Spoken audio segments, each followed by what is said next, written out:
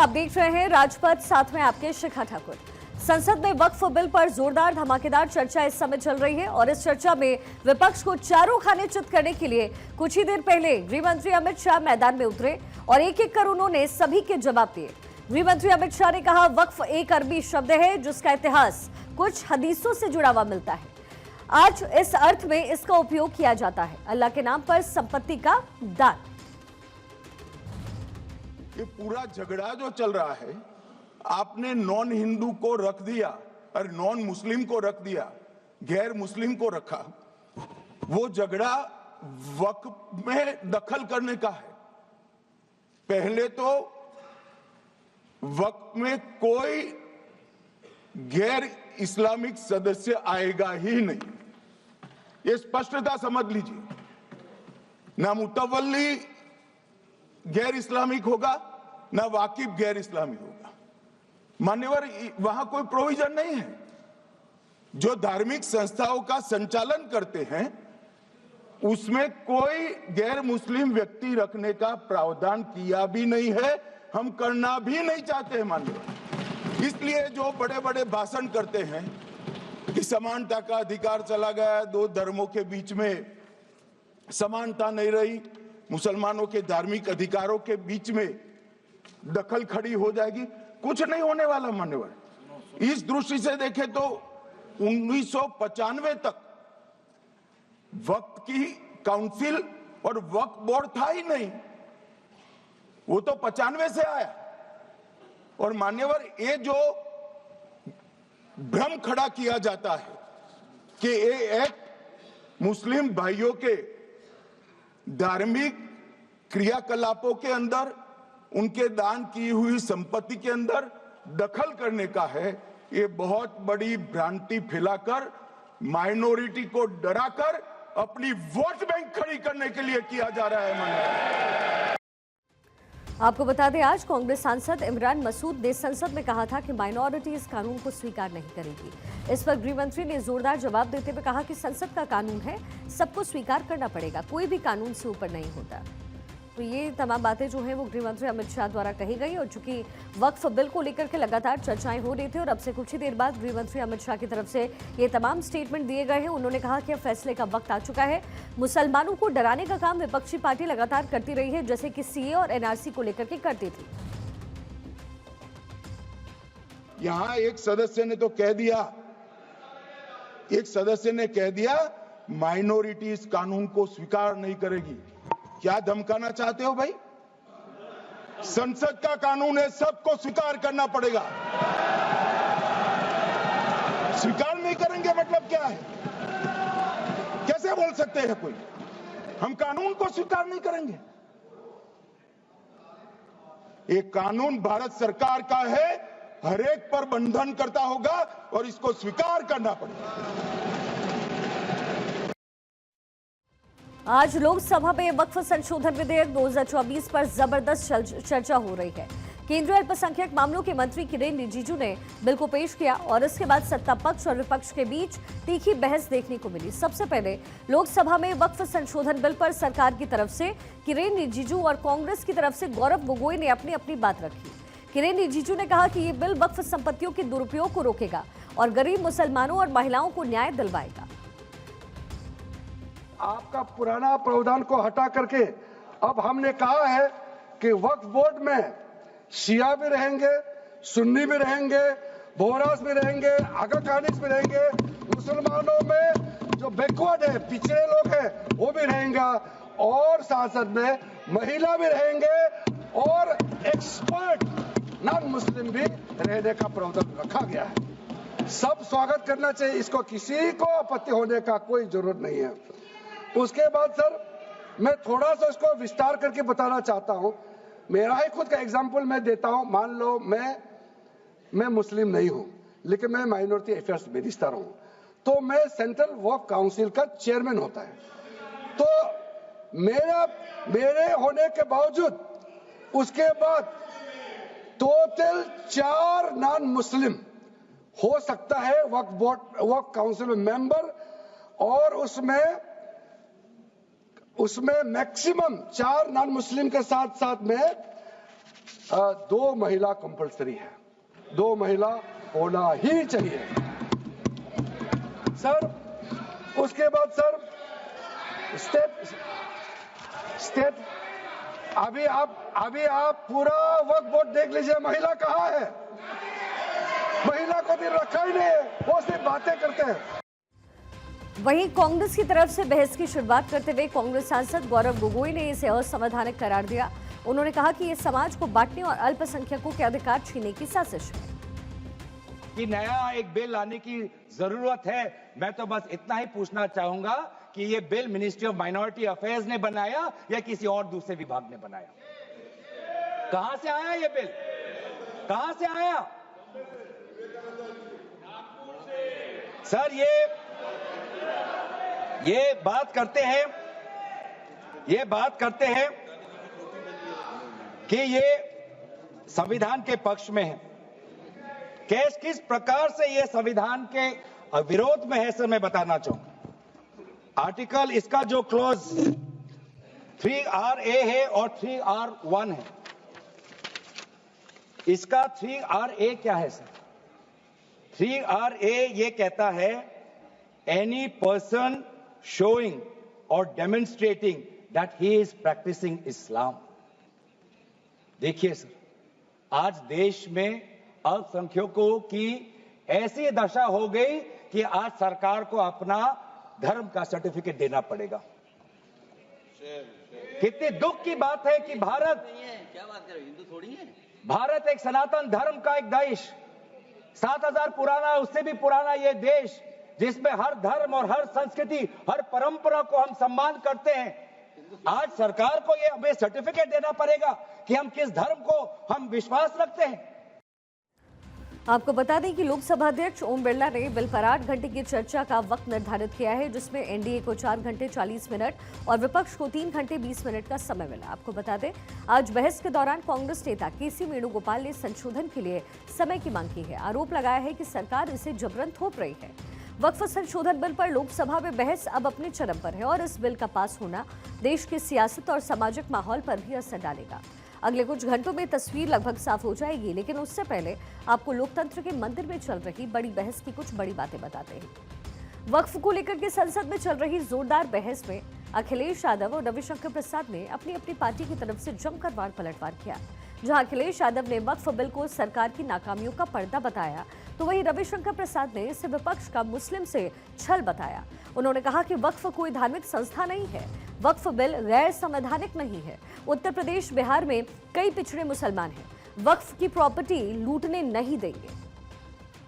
वक्फ bill जो लेकर के आए, कोई उम्मीद लेकर के नहीं आ रहा है। ये सोची समझी रणनीति का हिस्सा है, क्योंकि इनका जो बोर्ड बिखर गया है, ये मुस्लिम में भी बंटवारा चाहते हैं। मुस्लिम इस्लाम धर्म में कहीं बंटवारा नजर नहीं आता है, लेकिन इनकी कोशिश है कि इस बिल के माध्यम से हम मुस्लिम भाईचारा में भी बंटवारा करते हैं। बंटवारा तो पीडीए करेगा। अभी waqf is not a religious body, waqf is just a statutory body. वो कोई धार्मिक संस्था नहीं है, वो सिर्फ एक वैधानिक संस्था है। Under the Mohammedan law, the moment a waqf is created, all rights property pass on the waqif and vested in the Almighty. The mutawalli has no right in the property belong to the waqf. Waqf bill Bhajpa के लिए Waterloo साबित होगा, क्योंकि ऊपर से तो हाँ हाँ कह रहे हैं, लेकिन अंदर ही अंदर बहुत सारे साथी सहमत नहीं है। मैं अंत में इतना ही कहना चाहता हूं कि ये वक्फ बिल जो लेकर के आए, कोई उम्मीद लेकर के नहीं आ रहा है। ये सोची समझी रणनीति का हिस्सा है, क्योंकि इनका जो बोर्ड बिखर गया है, ये मुस्लिम में भी बंटवारा चाहते हैं। मुस्लिम इस्लाम धर्म में कहीं बंटवारा नजर नहीं आता है, लेकिन इनकी कोशिश है कि इस बिल के माध्यम से हम मुस्लिम भाईचारा में भी बंटवारा करते हैं। हाई कोर्ट में सरकार ने कहा कि यह सरकारी जमीन है, और वहां से 5-7 किलोमीटर दूर एक कब्रिस्तान है, 1920 का रिकॉर्डेड। कुछ लोग कहते हैं ये हमारा वक्फ है, हर बार छठ में खड़े हो जाते हैं। फतवा में यही काम किया। अभी तो सर अभी तो 113 बात की गई दिल्ली की, मैं सुन रहा था उन्होंने कहा जो फोर्ट विलियम है ना कलकत्ता में सेना का कमांड, वो भी हमारा वक्त है। अब आगे तो कहेंगे कि पूरा हिंदुस्तान, गहराई में जाएंगे, हम लोग भी देश घूमते हैं तो मैनेजर साहब की बिल्डर से सांठगांठ हो गई और वहां पर बिल्डिंग खड़ी हो जाती है। ये सच्चाई नहीं है क्या? वहीं लोकसभा में अनुराग ठाकुर ने भी बहस के दौरान विपक्ष पर जमकर हमला बोला। अनुराग ठाकुर ने कहा कि भारत को वक्फ के डर से आजादी चाहिए, जो कि कानून कांग्रेस ने बनाई थी उससे मुक्ति चाहिए। देश में सिर्फ एक ही कानून चलेगा, बाबा साहेब अम्बेडकर जी का कानून, मुगलों का नहीं। वक्फ को बदलने का वक्त आ गया है, क्योंकि ये अत्याचार और भ्रष्टाचार का एक ऐसा अड्डा बन गया है, उसको खत्म करने का और बदलने का समय आया है। भारत को वक्फ के खौफ से आजादी चाहिए, क्योंकि यहां पर ये जो पहले कांग्रेस के जमाने में बना वक्फ का कानून है, वह उसका मतलब तो यही था, खाता ना वही जो वक्फ कहे वही सही। ये हिंदुस्तान है, पाकिस्तान या तालिबान नहीं। यहां बाबा साहब का संविधान चलेगा, काबिले का फरमान नहीं, मुगलिया फरमान नहीं चलने वाला। यहां पर एक नहीं अनेक ऐसे उदाहरण देखने को मिलेंगे। माननीय सभापति जी, आज हम केवल संविधान संशोधन पर चर्चा नहीं कर रहे, लेकिन एक ऐसे समानांतर सत्ता को चुनौती दे रहे हैं जो दशकों से अनियंत्रित रूप से अस्तित्व में है। वक्फ संशोधन बिल 2025 केवल कानून में बदलाव नहीं, बल्कि एक संदेश है। संदेश स्पष्ट है कि देश में एक ही कानून चलेगा, भारत का संविधान, और भारत के संविधान के ऊपर कुछ नहीं है। वक्फ बोर्ड का उद्देश्य मुस्लिम समुदाय के कल्याण के लिए संपत्तियों का प्रबंधन करना था, लेकिन कांग्रेस और उसके सहयोगी दलों ने इस भूमि को अपारदर्शी और एक गैर जिम्मेदाराना तरीके से राजनीतिक संरक्षण देते हुए एक ऐसा साम्राज्य बनाया जहां पर इन्होंने इसको अपना वोट बैंक का एटीएम बनाकर रख दिया है। आपको बता दें कि all India Muslim personal law board ने बिल का विरोध किया है और इसे मस्जिदों और कब्रिस्तानों पर कब्जे की साजिश बताया। दरअसल भारत के बहुत से राज्यों में वक्फ की बेहिसाब जमीन है। आपको बता दें, भारत के हर एक राज्य में एक वक्फ बोर्ड होता है जो कि वक्फ की संपत्तियों का नियंत्रण करता है। देश के 5 राज्यों में वक्फ के पास सबसे ज्यादा संपत्तियां हैं, और जो राज्य हैं उनमें कौन कौन से मुख्य तौर पर हैं? उत्तर प्रदेश, तेलंगाना, आंध्र प्रदेश, कर्नाटक और पश्चिम बंगाल। हैदराबाद में ही वक्फ के पास लगभग 77,000 प्रॉपर्टीज हैं, इसलिए इस शहर को भारत की वक्फ राजधानी कहते हैं। तेलंगाना और आंध्र प्रदेश में वक्फ के पास 1.2 लाख संपत्तियां हैं। तेलंगाना का वक्फ बोर्ड देश का सबसे अमीर वक्फ बोर्ड है। पहले नंबर पर उत्तर प्रदेश आता है, जहां उसके पास 1.5 लाख वक्फ संपत्तियां हैं। इस बात को लेकर के भी लोकसभा में कांग्रेस सांसद इमरान मसूद ने सरकार पर निशाना साधा है। 10 साल माने मंत्री जी, 10 साल का बहुत समय होता है। जो काम आप 10 साल में पूरी संपत्तियों का रजिस्ट्रेशन नहीं कर सके, मान्यवर प्लीज सब प्लीज आप मान्य नहीं, वामसी पोर्टल पर आपने बार बार 10 साल में काम नहीं कर सके। आप कह रहे हैं कि 6 महीने के अंदर सारी संपत्तियों का रजिस्ट्रेशन करा लेना, और सारी संपत्तियों का अगर रजिस्ट्रेशन नहीं होगा तो वो संपत्तियां वक्फ की नहीं बचेंगी। रजिस्ट्रेशन कौन करेगा? रजिस्ट्रेशन आपके अधिकारी करेंगे। जब 10 साल में नहीं कर सके तो 6 महीने में कैसे करेंगे? और ये पूरी तरीके से संविधान विरोधी कानून है। साथ भारत ही एकमात्र ऐसा देश है जहां पर वक्फ बोर्ड बना करके मुसलमानों को जमीनें दी गई हैं। वो भी वक्फ अगर किसी जमीन पर दावा करते तो फिर कोई व्यक्ति इसे किसी कोर्ट में चुनौती नहीं दे सकता। ऐसे में प्रॉपर्टी गंवाना तो बिल्कुल तय है। और इस वक्त देश में अलग अलग प्रदेशों में तकरीबन 32 वक्फ बोर्ड हैं जो वक्फ की संपत्तियों का रजिस्ट्रेशन, देखरेख और मैनेजमेंट करते हैं। बिहार समेत कई प्रदेशों में शिया और सुन्नी मुसलमानों के लिए अलग अलग वक्फ बोर्ड बनाए गए हैं। आज चर्चा की शुरुआत करते हुए ही किरेन रिजिजू ने यूपीए सरकार पर बड़ा हमला बोला और कांग्रेस पर निशाना साधते हुए कहा कि नरेंद्र मोदी सरकार ने संसद को बचाने में मदद की, वरना इस संसद को भी कांग्रेस वक्फ की जमीन के रूप में दे दिया होता। आपको यहाँ बता दें कि भारत में भले ही वक्फ बोर्ड हो, मगर ये एक हकीकत ही है कि तुर्की, लीबिया, मिस्र, Sudan, Lebanon, Syria, Jordan, Iraq और ट्यूनीशिया जैसे इस्लामिक देशों में वक्फ बोर्ड है ही नहीं, लेकिन हमारे यहाँ पर मुस्लिम समाज को वक्फ के नाम पर गुमराह किया जा रहा है। बीजेपी के सहयोगी दल, जेडीयू सांसद और केंद्र सरकार में पंचायती राज मंत्री ललन सिंह ने कहा कि ये नैरेटिव बनाने का प्रयास है कि ये बिल मुसलमान विरोधी है। ये बिल कहीं से भी मुसलमान विरोधी नहीं है। वक्फ एक तरह का ट्रस्ट है, जो ट्रस्ट मुसलमानों के हक में काम करने के लिए बनाया जाता है। मुस्लिम कोई धार्मिक संस्था नहीं है वक्फ। ऐसा नैरेटिव बनाया जा रहा है जैसे ये कोई मुसलमान, हाँ उस ट्रस्ट को ये हक है, उस ट्रस्ट को ये अधिकार होना चाहिए कि वो मुसलमान समुदाय के हर वर्ग के साथ, चाहे वो महिला हो, पुरुष हो, गरीब हो, अमीर हो, पिछड़े हो, अति पिछड़े हो, सभी वर्ग के लोगों के साथ न्याय करे, जो नहीं हो रहा है। क्या है वक्फ? वक्फ तो एक धार्मिक संस्था नहीं है, विनियामक है और प्रशासनिक निकाय है जो मुसलमानों के हक के लिए काम करती है। आज उसको नैरेटिव बनाया जा रहा है। क्यों नैरेटिव बनाया जा रहा है?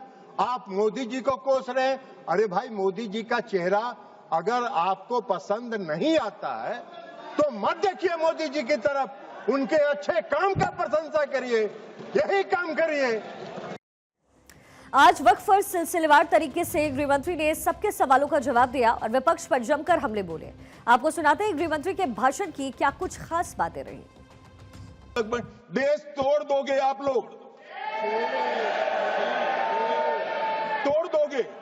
हमने साहब, मैं अभी भी आपके माध्यम से, इस सदन के माध्यम से देश भर के मुसलमान भाइयों बहनों को कहना चाहता हूं, आपके वक्फ में एक भी नॉन मुस्लिम नहीं आएगा। ये एक्ट में ऐसा कोई प्रावधान नहीं। मगर जो वक्फ बोर्ड है और वक्फ परिषद है, उसका काम क्या है? वक्फ की संपत्तियां मान्यवर बेच खाने वाले लोगों को पकड़कर इसके बाहर निकालने का। वक्फ के नाम पर औने पौने दाम में संपत्तियों को 100 साल तक किराए पे देने वाले लोगों को पकड़ना है। वक्फ का जो पैसा होता है, इनकम जो घिरती जा रही है, जिसके माध्यम से माइनॉरिटी का विकास करना है, माइनॉरिटी को आगे बढ़ाना है, इस्लाम धर्म की सारी धार्मिक संस्थाओं को पुख्ता करना है। ये पैसा जो चोरी होता है ना, उसको पकड़ने का काम वक्फ बोर्ड, वक्फ परिषद करे।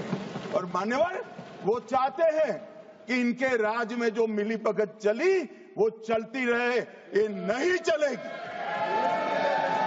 मान्यवर, सबने कहा, रिपीटेशन भी होगा, परंतु मैं कहना चाहता हूं मान्यवर कि वक्फ के 2013 में जो अमेंडमेंट्स आए, अब बिल किरण भाई का है, मगर मैं कह सकता हूं कि वक्फ का 2013 का अमेंडमेंट न किया होता तो ये बिल लाने की शायद जरूरत न पड़ती।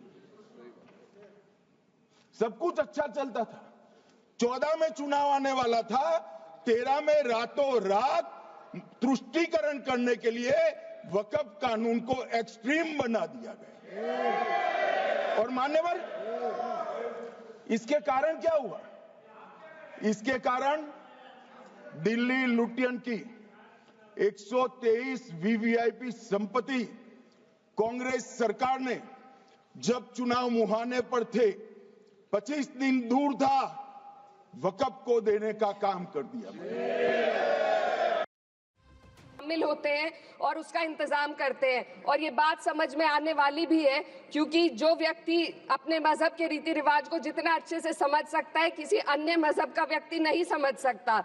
आर्टिकल 26 क्लॉज 2 के तहत धार्मिक संप्रदायों को अपने मजहबी इदारों के एडमिनिस्ट्रेशन का हक देता है, लेकिन वक्फ बोर्ड के बारे में इसको उल्टा किया जा। Sir 2 minute sir please 2 minutes.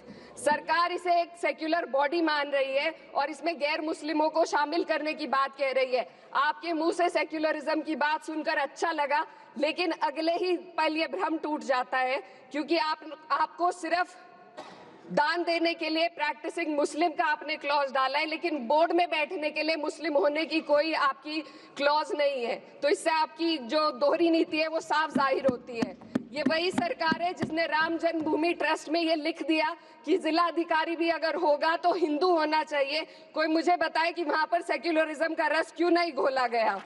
Sir, आखिर में मैं अपनी बात को खत्म करने से पहले महिलाओं का मुद्दा बार बार उठाया जा रहा है। सरकार का कहना है कि बोर्ड में मुस्लिम महिलाओं को रिप्रेजेंटेशन देंगे। इस कानून से पहले भी मुस्लिम महिलाएं बोर्ड में मेंबर रह चुकी हैं और मिनिमम 2 का प्रोविजन था, उससे ज्यादा भी हो सकती थी। सर, मैं ये कहना चाहती हूँ कि सरकार ने महिलाओं के लिए ऐसा कौन सा नया काम किया जिसका ढिंडोरा सरकार का हर सदस्य पीट रहा है? इस बात की तायीद अगर आपकी तरफ से कोई मुस्लिम महिला करती तो हम उसका यकीन भी करते, लेकिन अफसोस आपकी इतनी लंबी कतार में एक भी मुस्लिम महिला नजर नहीं आती है। सर, मैं खुद एक मुस्लिम महिला हूँ, मैं सिर्फ एक सर मैं माइनॉरिटी महिला हूँ। इस सदन में हम सिर्फ 2 महिलाएं हैं और उस नाते से मैं ये बात कहना चाहती हूँ कि इस बिल के माध्यम से मुस्लिम महिलाओं को कुछ नहीं मिल रहा है। ये हमें कुछ नहीं देना चाहते, सिर्फ टोकनिज्म हमारे नाम पर बनाकर एक नैरेटिव मीडिया में चलाना चाहते हैं। तो ये बिल मुसलमान की भलाई का नहीं, उनकी पहचान को मिटाने का है। सर, अंत में मैं बस यही कहना चाहती हूँ कि कागजों की कैद में बस नाम रह जाएंगे, वो जो हमारे थे सिर्फ दावे में रह जाएंगे। इस बिल के द्वारा मीठी ईद के जायके को कड़वा करना, यही असली सौगाते मोदी था। बहुत बहुत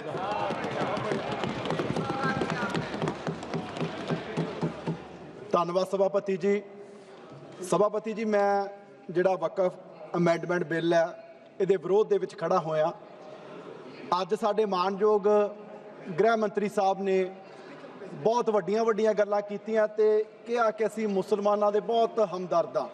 ਪਰ ਸਭਾਪਤੀ ਜੀ, ਤੁਹਾਡੀ ਸੰਜੀਦਗੀ ਕਿਸੇ ਮਸਲੇ ਲਈ ਤੁਹਾਡੇ ਲੱਛੇਦਾਰ ਭਾਸ਼ਣ ਤੋਂ ਨਹੀਂ, ਤੁਹਾਡੇ ਐਕਸ਼ਨਸ ਤੋਂ ਪਤਾ ਲੱਗਦੀ ਹੈ।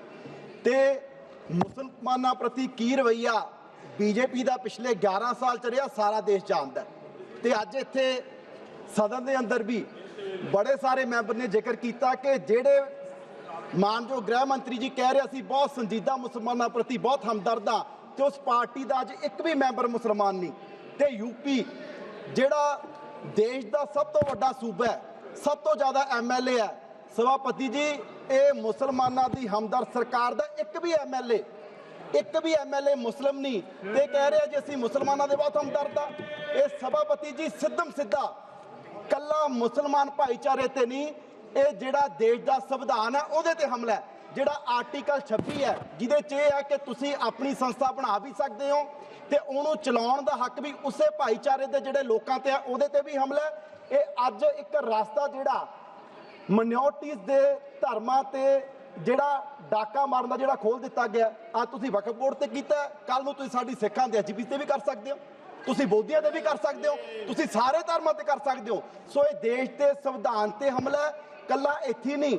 ਇਹਦੇ 'ਚ ਇੱਕ ਹੋਰ ਪ੍ਰੋਵੀਜ਼ਨ ਹੈ ਕਿ ਜੀ ਤੁਸੀਂ ਜਿਹਨੇ ਵਕਫ ਲਈ ਕੋਈ ਜ਼ਮੀਨ ਡੋਨੇਟ ਕਰਨੀ ਹੈ ਉਹ 5 ਸਾਲ ਤੋਂ ਜਿਹੜਾ ਇਬਾਦਤ ਕਰਦਾ ਹੋਵੇ, 5 ਸਾਲ ਤੋਂ ਪ੍ਰੈਕਟਿਸ ਕਰਦਾ ਹੋਵੇ। ਸਰ, ਇਹਦੀ ਕੀ ਪਰਿਭਾਸ਼ਾ ਹੈ?